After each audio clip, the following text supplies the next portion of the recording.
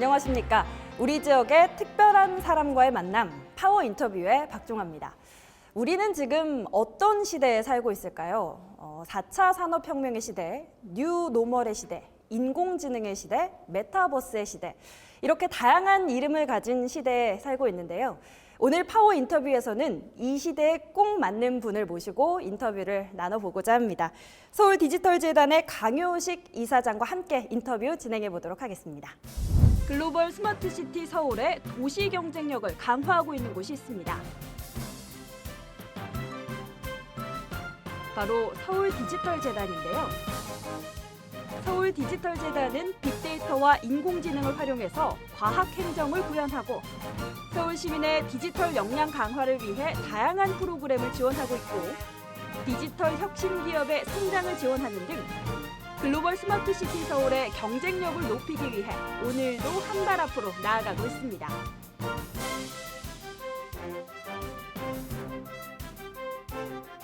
오늘 파워 인터뷰에서는 강효식 이사장을 만나 서울 디지털 재단에 대해 알아봅니다. 네, 이사장님 안녕하십니까? 네, 반갑습니다. 네, 우선 시청자 여러분께 인사부터 부탁드립니다. 네, 안녕하세요. 시청자 여러분 반갑습니다. 저는 서울 디지털재단 이사장 강효식입니다. 오늘 이 방송을 통해서 우리 재단의 사업을 함께 공유하는 것에 대해서 매우 기쁘게 생각을 합니다. 네, 반갑습니다. 제가 앞서서 현대 시대는 4차 산업혁명의 시대다, 혹은 뉴 노멀의 시대다, 인공지능의 시대다, 이런 말씀을 드렸는데요. 그래서인지 이 서울 디지털 재단이 하는 일이 참 많을 것 같고 또 중요할 것 같습니다. 이 서울 디지털 재단이 구체적으로 어떤 일을 하는 기관일까요? 네, 서울 디지털 재단은 서울시의 출연기관의 하나이고요. 현재 6년 차 일을 하고 있습니다. 그야말로 서울 디지털 전환 시대에 컨트롤 타워 역할을 하고 있는데요. 크게 세 가지를 하고 있습니다. 첫 번째는 AI, 빅데이터를 기반으로 한 서울시의 과학행정을 구현하고, 두 번째는 그 디지털 격차 해소를 하기 위해서 시민들의 디지털 역량 강화 교육을 하고 있습니다. 세 번째는 바로 스마트 시티 스타트업들에 대한 혁신 성장을 지원하는 중요한 임무를 하고 있습니다. 우와, 굉장히 다방면적으로 역할을 하고 계신데요. 하나하나 좀 구체적으로 짚어보도록 하겠습니다. 먼저 빅데이터와 인공지능을 활용한 과학행정에 대한 이야기를 해주셨는데, 과학행정이라는 단어가 저희 시청자 여러분께는 조금 생소할 것 같거든요. 이 부분에 대해서 좀 설명을 해주실까요? 네, 그 과학행정이라는 것은 그 데이터를 기반으로 해서 어떤 행정에 있어서의 자동화 또는 그 행정의 또 효율화를 위한 의사결정 또는 정책 개발하는 데 도움을 주는 그런 행정 체계를 말하는데요. 좀 더 구체적으로 말씀드리면 AI 기반으로 또는 빅데이터를 기반으로 어떤 과학적인 행정을 지원하는 그런 일이거든요. 재단은 빅데이터, AI 등을 이용해 서울시 도시 문제를 해결하는 혁신적 정책을 개발하고 이를 사업화하고 있습니다.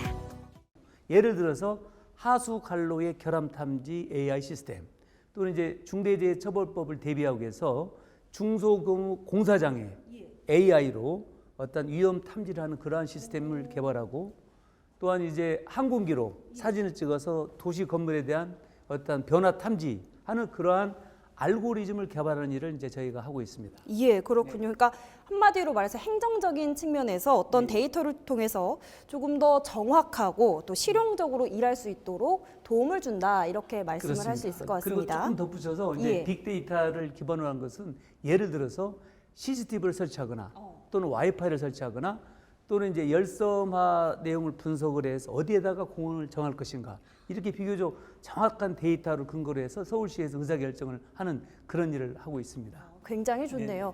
그리고 앞서서 또 말씀을 해주셨던 게 시민과 관련돼서 혹은 기업과 관련돼서도 또 다양하게 일을 한다고 말씀을 해주셨거든요. 또 이 부분에 대해서도 좀 설명을 해주실까요? 네, 이제 디지털 전환의 주체는 시정, 또 시민, 기업 세 가지 주체거든요. 그래서 시민에 관해서는 이제 시민의 편익을 도모하고, 또 시정에 관해서는 아까 과학 행정을 구현하고, 또 기업에 있어서는 어떤 성장 지원하는 그런 임무를 하고 있는데요.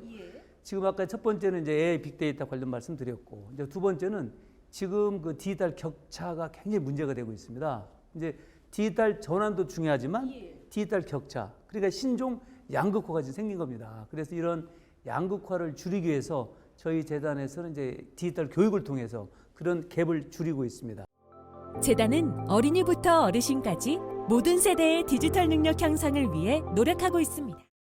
그래서 아마 이제 저희가 지자체 최초로 서울 시민 디지털 역량 실태 조사를 했습니다. 무려 5천 명 대상으로 그 여론조사를 했는데요. 그 결과가 이제 주목할 내용이 전체 서울 시민의 평균 대비 67.2%, 그러니까 어르신들 고령층 55세 이상이 어떤 그 디지털 기술을 이용하는 수준이 67.2%, 그리고 키오스크를 경험한 이용률이 45.8%, 그러니까 50% 채 안 되잖아요.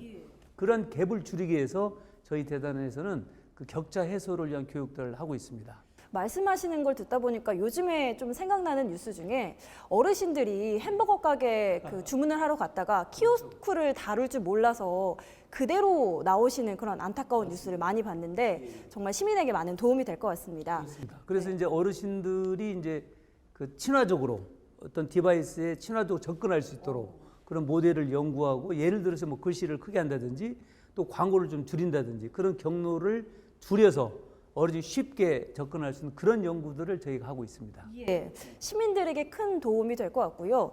또 한 가지, 그 디지털 혁신 기업의 또 성장을 돕고 지원을 아끼지 않는다, 이런 말씀도 해주셨습니다. 이 부분도 조금 더 구체적으로 말씀을 해주시죠. 네, 저희 이제 재단에서는 그 기업의 혁신 성장 지원에서 많은 그 노력을 하고 있는데요. 특히 이제 CES라고 세계 최대 가전 박람회가 매년 1월 달에 미국 라스베가스에 있습니다. 그래서 올 1월 달에도 저희 서울 디지털 재단이 주관해서 서울 소재 기업 25개 기업을 데리고 가서 엄청난 성과를 올렸습니다. 서울시 혁신 기업들에게 세계 최대 IT 전시회인 CES 참가 기회를 제공하고 기업들의 세계 시장 진출 성공에 기여하고 있습니다. 그야말로 이제 언론에서도 북적거리는 서울관, 붐비는 서울관, 이제 그런 워딩이 나왔는데요. 거기 아마 CS 관람가액이 총 한 4만 명이 왔다 갔다 합니다. 그런데 저희 서울관에 무려 4분의 1인 1만 명이 다녔어요. 너무 좋네요. 네네. 이 부분, 네. 그리고 25개 기업들과 상담건이 한 855건, 그리고 수출 상담액이 1,041억 원을 찍었거든요. 예. 그 엄청난 이제 기업들에게 해외 진출 교두부를 확보하는 그런 이제 계기도 만들었고요. 그 다음에 올 11월 달에 그 스페인 바르셀로나에서 SCEWC, 그러니까 스마트 시티 세계 박람회가 열립니다. 우와. 바로 이제 거기에도 우리 서울관이 이제 들어섭니다. 그래서 서울관 안에서는 저희 서울시 우수한 스마트 시티 정책을 소개를 하고 또 함께 가는 10개 기업에 대한 기술도 그렇게 홍보할 그런 예정입니다. 이렇게 수치로 듣고 보니까 얼마나 이게 성과가 있었는지, 얼마나 주목할 만한지 더 확 와닿는 것 같고요. 이 부분도 좀 말씀을 해주시죠. 서울 스마트시티 센터를 또 운영 중이시라고요. 맞습니다. 예. 저희 이제 재단이 상암동에 엑스플렉스 센터의 16층에 있는데 바로 8층에 서울 스마트 시티 센터가 이제 최근에 개관이 됐습니다. 그 스마트 센터에서는 바로 이제 시민과 기업이 함께 만나는 그런 이제 접점이 되거든요. 그래서 같이 이제 협력도 하고 어떤 그 개발자들이 저희들이 준비한 그 도구를 통해서 테스트도 하고 이제 그런 곳인데요. 스마트 시티 기업을 위해 서울 스마트 시티 센터를 구축하고 스타트업의 초기 시장 진출을 위한 제품 서비스 R&D 및 기술 검증을 지원합니다. 크게 구성은 이제 저희들이 네트워크 라운지가 있습니다. 그래서 거기서는 이제 간담회도 하고 또 서로 이제 소통할 수 있는 공간이 되기도 하고요. 또 글로벌 협력 오피스에서는 그 외국에서 온 기업들이 그 테스트베드 할 때 자리 공간도 저희들이 드리고, 또 거기에 두 가지 이제 리빙 랩이 있습니다. 하나는 디지털 트윈 랩, 그래서 이제 공간 정보를 활용하는 그런 공간이 있고요. 하나는 디지털 포용 랩이 있어서 아까 말씀드린 어르신들이 키오스크 접근할 때 어떤 행동을 양태를 보는가, 이제 그런 부분에 이제 실험실도 있고 그래서 다양한 그 활용이 있는 그런 센터가 되고 또 많은 분들이 현재 이용을 하고 있습니다. 이 센터는 좀 누가 이용할 수 있을까요? 누구나 좀 이용할 수 있을까요? 그럼요. 그래서 저희들이 이제 대관 시스템을 둬서 저희 홈페이지에 들어가면 그 저희들이 이제 그 유튜브를 찍을 수 있는 그런 방송실도 있거든요. 그래서 방송실도 이용할 수 있고 또 회의하는 공간도 있고 또 잠깐 뭐 긴 시간은 아니지만 그 스마트 워크를 일할 수 있는 그런 장소도 제공이 되고 있습니다. 네, 남녀노소 누구나 그런- 이용을 할 수가 있군요. 저도 한번 좀 아이고, 찾아가 환영합니다. 봐야겠다. 그런 생각이 듭니다. 알겠습니다. 다음 이야기도 또 해보겠습니다. 제가 앞서서 좀 말씀을 드리기도 했지만 최근 많은 분야에서 메타버스, 네. 그러니까 뭐 가상 공간인데 뭐 회의도 하고 공연도 즐기는 게 또 메타버스잖아요. 예. 이 메타버스를 활용한 사업을 많이 진행하고 있습니다. 또 메타버스 서울 플랫폼 구축도 하고 있다 이런 이야기도 들었는데 이건 또 어떤 내용일까요? 네. 먼저 메타버스는 작년 7월 달부터 아주 핫하게 맞습니다. 방송이나 언론의 주목을 많이 받았고요. 제가 작년 이제 9월 달에 재단에 부임을 했는데 제가 이제 부임하자마자 첫 번째 한 것 중 하나가 바로 이제 메타버스 팀을 지자체 최초로 이제 신설을 했습니다. 아, 팀을 아예 만드신 예, 아예 건가요? 만들었습니다. 예. 네, 그래서 전문 인력도 충원을 하고 상상을 현실로 메타버스 서울 생태계 조성입니다. 재단은 시공간적 제약을 허물고 신부가가치를 창조하는 서울시 메타버스 서비스를 기획하고 있으며 시민, 기업이 참여하는 메타버스 서울 시티즌 플랫폼을 통해 서울의 메타시티를 함께 만들어가고 있습니다.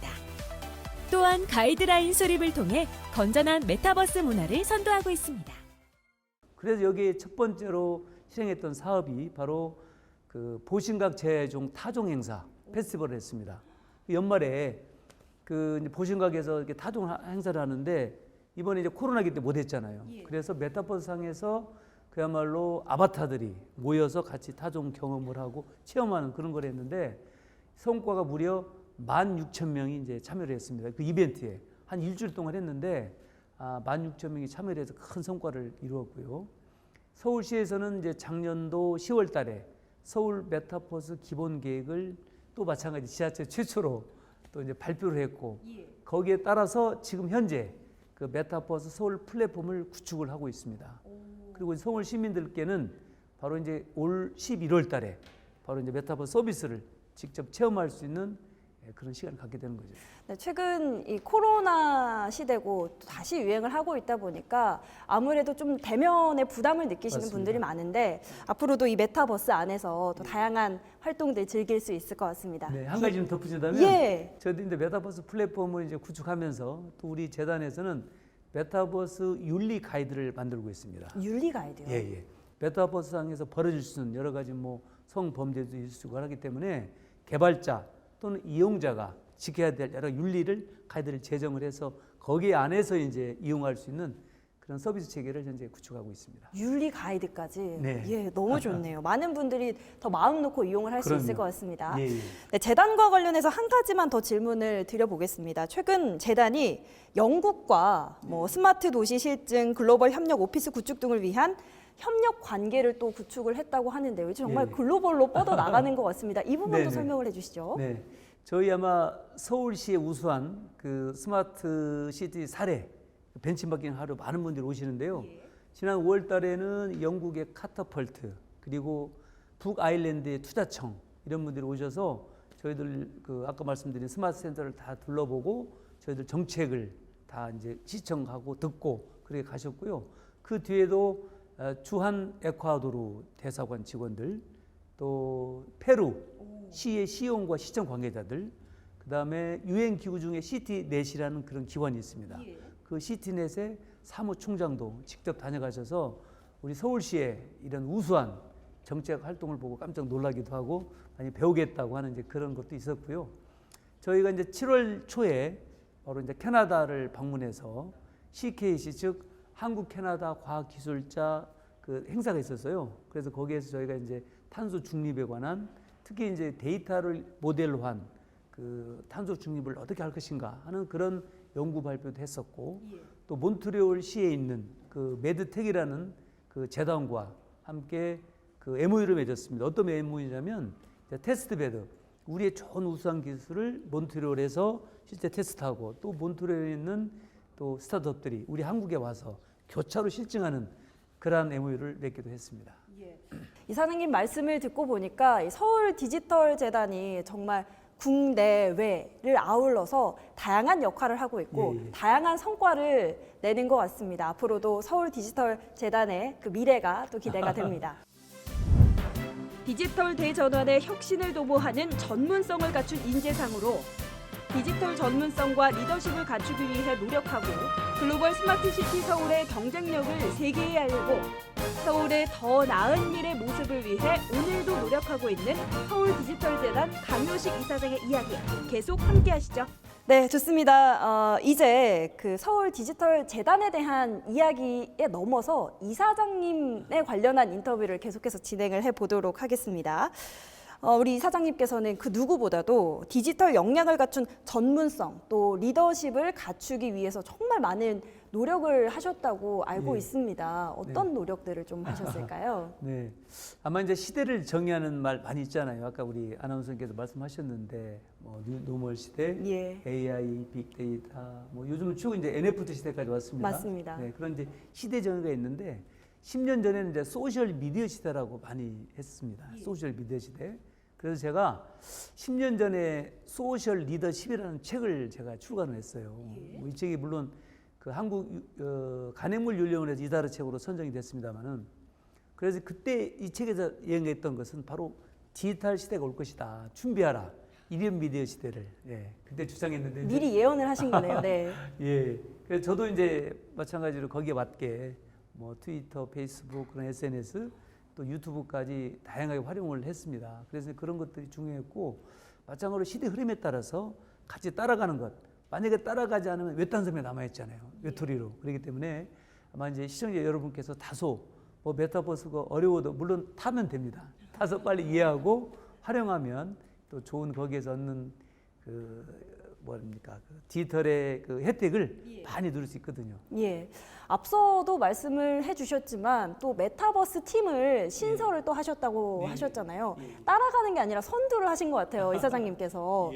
그 이사장이 되신 후에 서울디지털재단에서 처음으로 한 일을 보면 뭐를 또 중요하게 생각하시는지 알 수 있을 것 같은데요. 어떤 일을 또 처음 하셨을까요?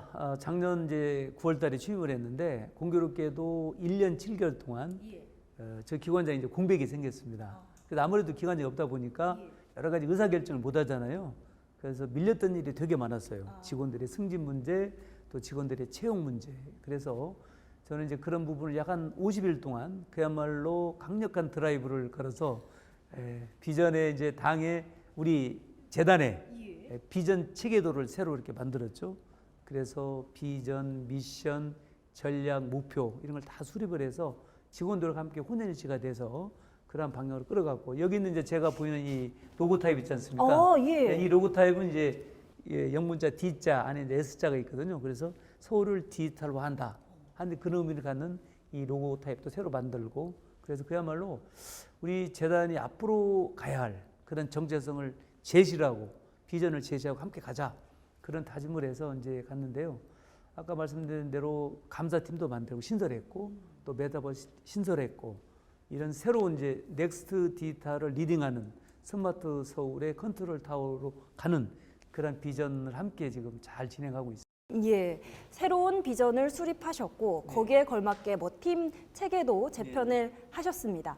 그래서 지금까지 이렇게 달려오셨습니다. 작년 9월에 또 이사장이 되셨으니까 한 1년 정도 하신 것 같은데 일을 해오시면서 물론 여러 가지 일이 많았겠습니다만 가장 보람 있었던 일은 어떤 것이었을까요? 네네. 지금 현재 한 10개월 동안 지나면서 느끼는 것은 이제 우리 직원들이 좀 이제 안정되게 제자리에서 제 몫을 하고 있다 하는 그런 점이 가장 저는 이제 기쁘게 생각을 하고요. 또 이제 거기에 따른 성과가 몇 개 있었어요. 예를 들어서 이제 서울시에서는 이제 평가를 하는 것 중 하나가 바로 이제 부패 방지 관련된 평가에서도 노력 우수 기관으로 이제 선정이 됐고요. 또 올 6월 달에 그 대구에서 IC2022 그 행사가 있었는데 거기에서 저희 재단이 2022 인텔리전스상을 수상을 한 바 있습니다. 네네. 그리고 또 여러 가지 이제 최초로 시행했던 아까 말씀드린 저 최초로 서울시민 디지털 역량 실태 조사를 했다든지 최초로 NFT 챌린지 공모 행사를 했다든지 이런 최초로 시행한 여러 가지 성과가 많이 있습니다. 아무래도 또 열심히 해 오셨다 보니까 그런 것들이 어떤 수상이라든지 행사 개최라든지 눈으로 보이는 것들이 있을 때 뿌듯함을 느끼셨을 것 같습니다. 그러면 반대로 아쉬웠던 부분도 없지 않아 있겠습니다. 어떤 부분이 좀 아쉬웠을까요? 사실 뭐 그냥 앞만 보고 막 달려봤고 그야말로 가열찬 그 혁신 드라이브 속에서 정말 아쉬움을 느끼지 못할 정도로 달려왔습니다.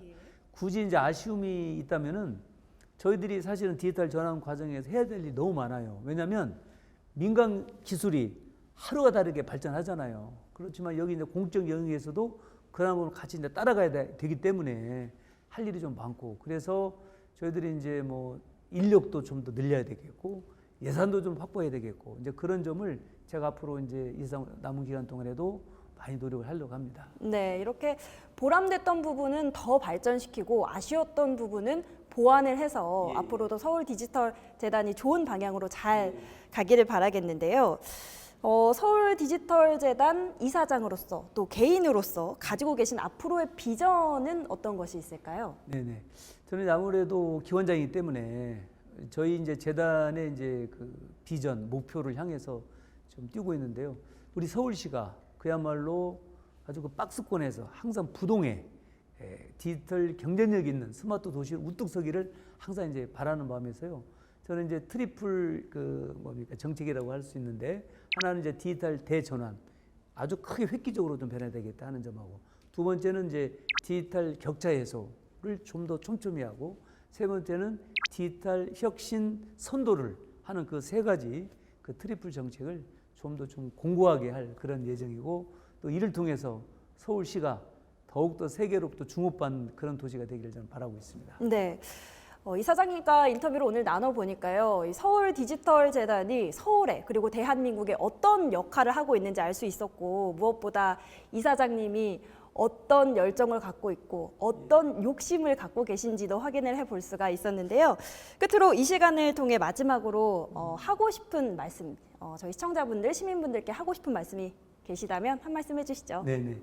현재 오세훈 이제 서울시장님께서 민선 8기로 시작을 했습니다. 그래서 약자와 동행, 그리고 매력 있는 서울을 위해서 많이 뛰고 계신데요. 네. 그 동행과 매력에 저희 업무 관련된 일이 있어요. 그래서 이제 약자 동행에서는 디지털 격차 해소하는 데 주력을 하고, 또 매력 있는 도시는 그야말로 디지털화해서 거기서 많은 세계의 주목을 받는 그런 도시가 되기 위해서 어떠한 동행과 매력 있는 도시를 만드는데 저도 힘껏 노력을 하겠습니다. 그리고 서울시가 각종 스마트 시티 인덱스 평가에서도 우수한 평가를 받고 있습니다. 금년도 1월 달에도 평가에서 우리 서울시가 1등을 했거든요. 그런 점을 우리 서울 시민들도 많이 아시고, 또 이 속에서 또 디지털 혜택도 함께하고 있다는 것 좀 주의해 주시고, 저는 여기에 머무르지 않고 서울 디지털 재단이 또 서울 시민을 위해서, 서울시를 위해서 지속 발전을 위해서 최선을 다하겠다는 말씀을 드리겠습니다.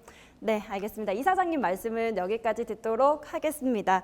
앞으로도 이사장님이 갖고 계신 비전이나 계획이 쭉 성공적으로 이뤄지길 바라면서 저희도 오늘 여기서 인사드리도록 하겠습니다. 시청해주신 여러분 고맙습니다.